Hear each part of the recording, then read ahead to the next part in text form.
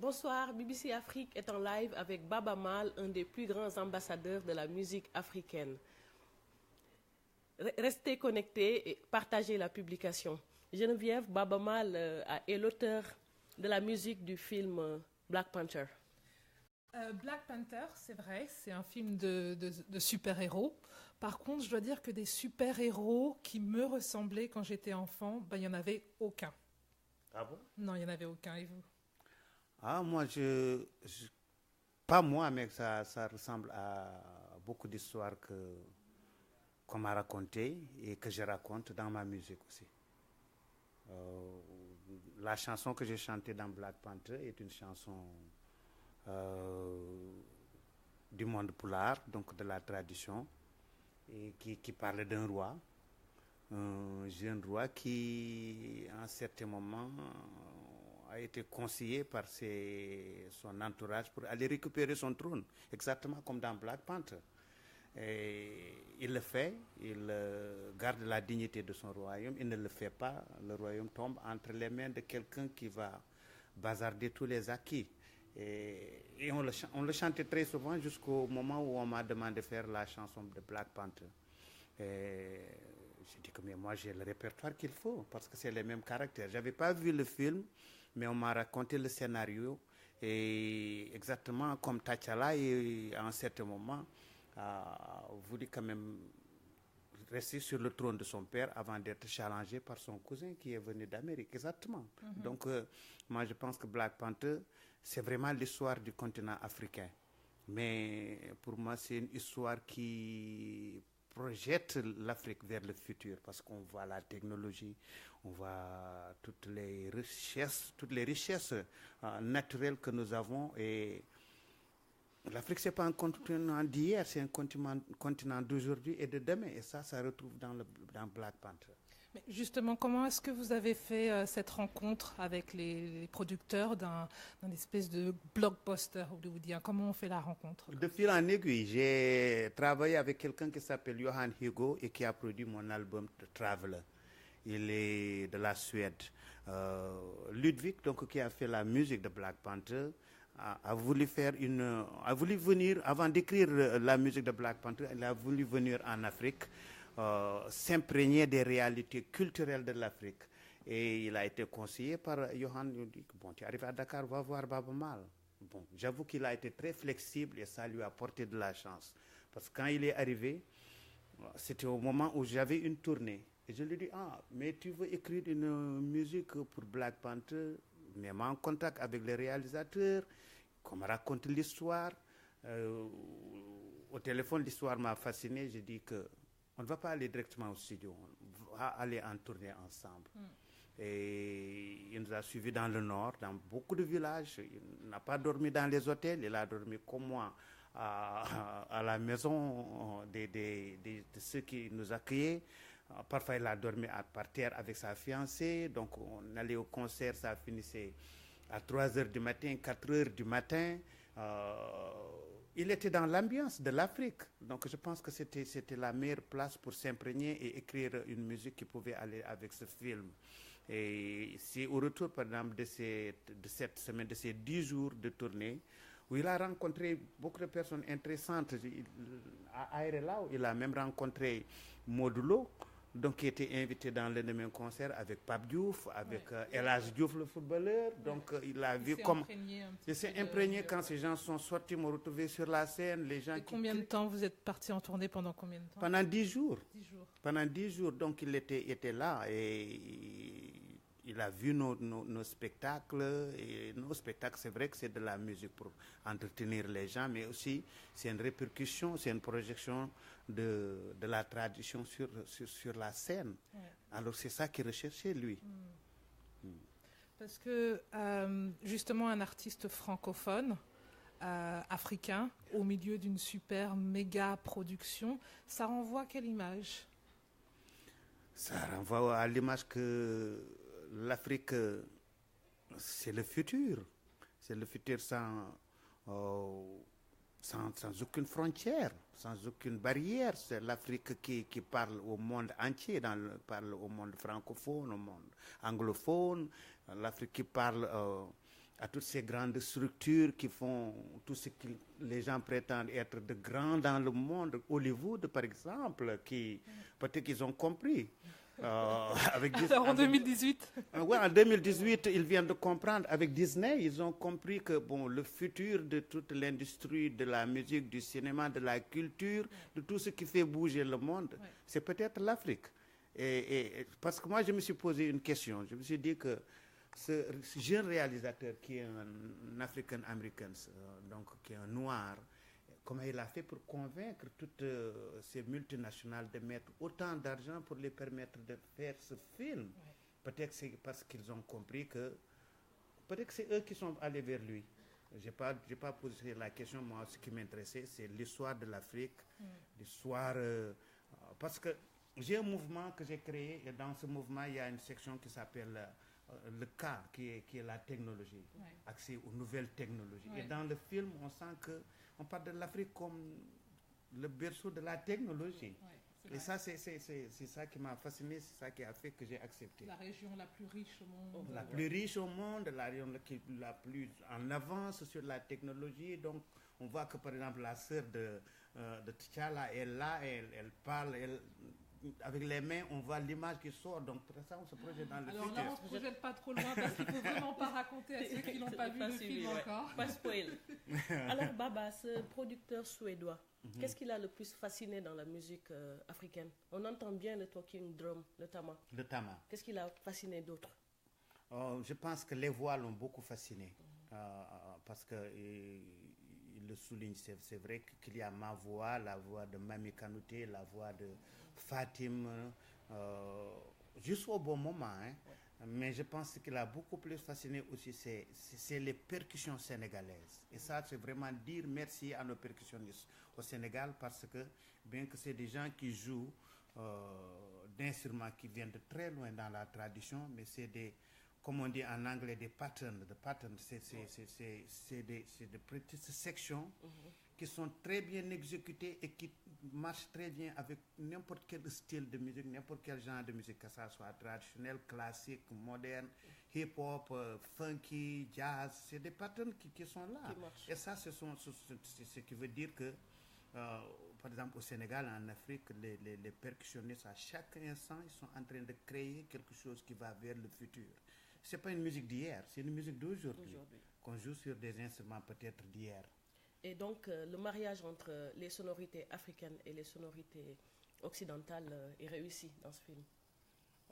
Moi, je l'ai toujours expérimenté depuis Nomad Soul. J'ai commencé à travailler dans Lam Lam, où j'ai travaillé avec Brian Eno et Harry B. Dans ce morceau, on a laissé libre cours à la technologie, rencontrer la voix africaine, la musique africaine, les mélodies africaines. Et je le dis à beaucoup de personnes qui me disent, mais est-ce que vous ne pensez pas que cette technologie va tuer l'âme de la musique africaine? Je dis non, parce qu'il faut que l'Afrique aille de l'avant. Et la technologie aussi n'est pas une propriété du reste du monde. L'Afrique, dans toute sa forme, doit quand même essayer de trouver comment utiliser la technologie. Et ça, je peux dire que on a la possibilité, avec cette technologie, de ressortir des sons, de ressortir des ambiances que peut-être nos instruments traditionnels ne peuvent pas ressortir et qu'on a envie de ressortir. On écoute un morceau, par exemple, de musique qui nous renvoie, par exemple, dans le Sahel, dans la savane, mais c'est toute une ambiance qu'on ne peut pas ressortir avec nos percussions. Mais la technologie nous aide quand même à ressortir, à ressentir cet espace qui nous entoure. Donc pour vous, il était très important de puiser dans les sonorités africaines pour réussir cet opus de Wakanda? Oui, dès l'instant que Wakanda se campe sur le continent africain, que ce nom sonne très, très, très africain. Oui. Que quand on voit le film, on regarde les costumes, on voit les parures, on voit les postures même des comédiens, des acteurs qui sont de l'Amérique du Nord. Mais quand on ferme les yeux, on pense que c'est des Burkinabés, c'est des Sénégalais, c'est des Sud-Africains, c'est des Nigérians. Donc, je pense qu'il fallait amener la musique africaine. C'est un retour aux sources alors? c'est un appel vers la maison mère. Je pense que pour tous ceux qui sont en train de célébrer ce film au niveau des États-Unis, par exemple, donc qui, en regardant ce film, se sentiront très fiers de leurs origines. Une des grandes actrices qui joue dans le film, hein, qui a un rôle premier, Lupita Nyong'o, parlait du fait que ce film est une inspiration pour la jeunesse africaine. Est-ce que vous êtes d'accord? L'inspiration pour la jeunesse, et comment, de quelle façon en fait c'est une inspiration? Je pense que la jeunesse africaine a besoin de repères, a besoin de références, a besoin d'une étincelle qui lui fait dire davantage, parce qu'elle le dit, qu'elle est fière de faire partie à la jeunesse du monde, de relever la tête, de dire que nous pouvons amener notre pierre pour construire ce monde de demain, parce que tout le monde regarde l'Afrique, a l'intention de venir en Afrique, a peut-être un planning pour venir quand même collaborer avec les Africains et peut-être trouver sa place pour beaucoup d'opportunités sur le continent africain. Mais qui sont les Africains? C'est cette jeunesse africaine qui doivent quand même être très fiers de dire que nous avons donc une culture, une civilisation, un vécu qui peut-être peut être une référence pour les autres jeunes du monde. Quand on regarde dans les salles de cinéma ici, on voit qu'il y a plein de jeunes qui ne sont pas africains, ou bien de descendance africaine, ou bien d'Africains de la diaspora, qui viennent et qui sont contents de découvrir l'Afrique sous cette forme-là, qui est la meilleure forme pour découvrir l'Afrique. Pas de l'Afrique qui tend la main, où on pleure, on se complaint, on ne pense pas à l'avenir. C'est une Afrique positive.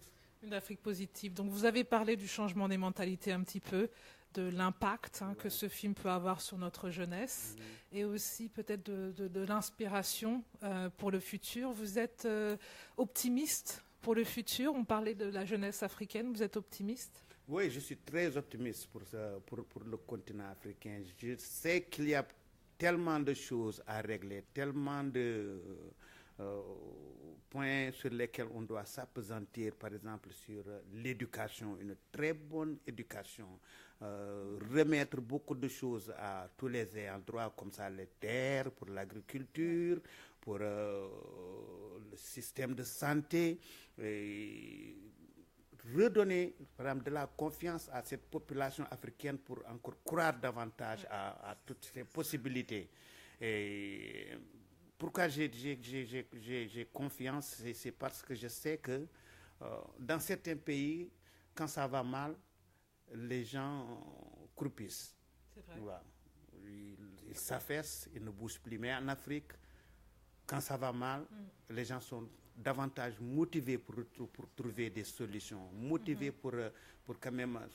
Donc, vous avez beaucoup voyagé à travers votre profession, donc vous parlez de certains pays où les gens s'affaissent, où ça va mal. Quel pays en particulier? Mais on le voit dans l'Occident. Dans l'Occident, je pense que bon, ils ont quand même certains avantages, mais néanmoins, cette énergie qui est là en Afrique, qu'on sent en Afrique, malgré la pauvreté, malgré toutes les choses qui ne fonctionnent pas, mais les gens regardent la vie en face et vont en avant. Et ça, c'est important. C'est ça qui fait bouger. Ouais. Peut-être que même, bon, parfois, on bouge dans des directions qu'on n'aimerait pas, quand on parle de la migration irrégulière, par exemple. Et là, ça nous interpelle pour dire que dès l'instant qu'il y a une énergie, il faut capter cette énergie, mais en faire quelque chose de positif pour le continent. Pas laisser tout simplement que les gens aillent autre part, essayer de développer cette énergie.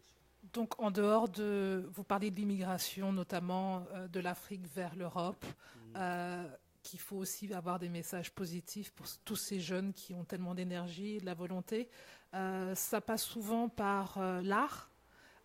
Vous avez beaucoup collaboré pour le film. Est-ce que vous avez d'autres projets dans ce domaine?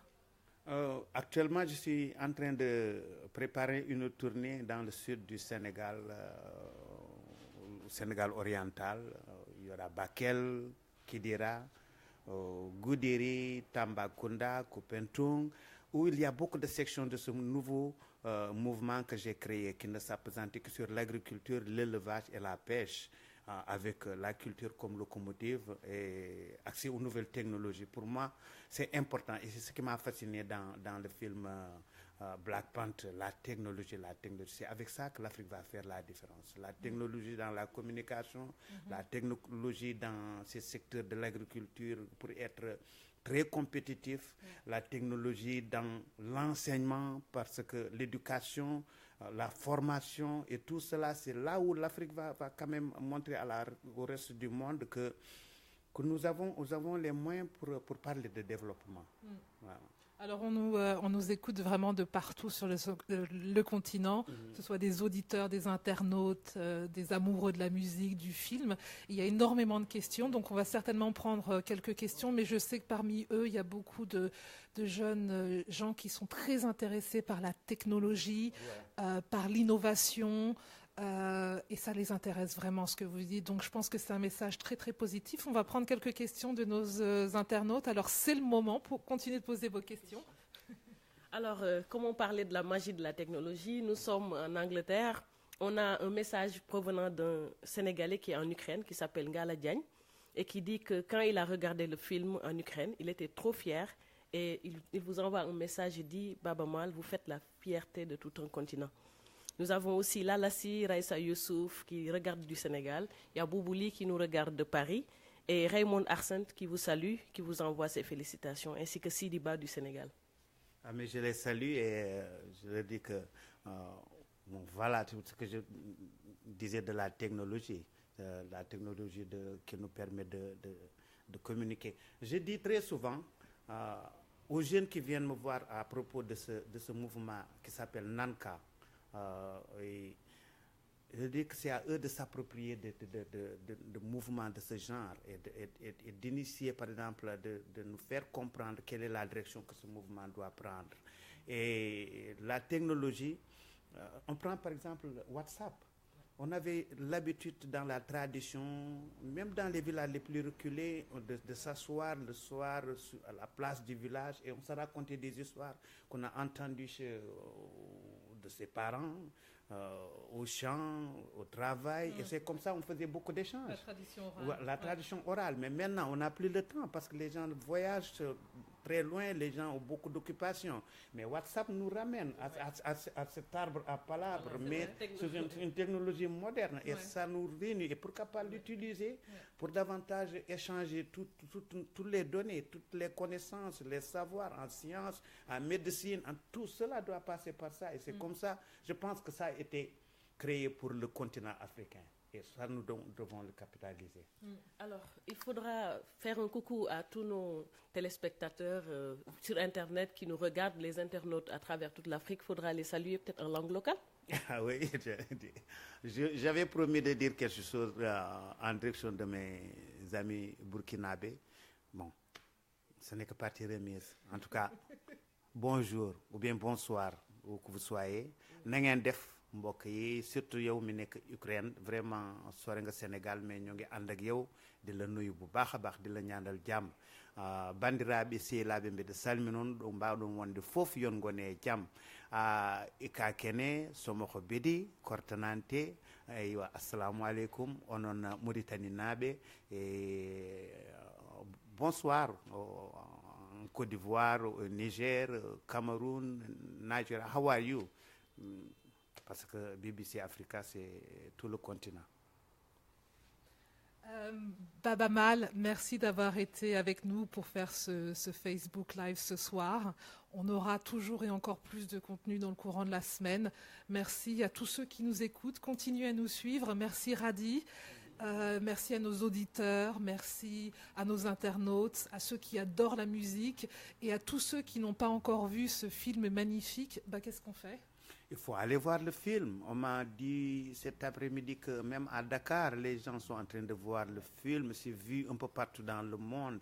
Et c'est un phénomène, mais ce phénomène vous appartient. Allez, bonsoir, merci à tous. Merci.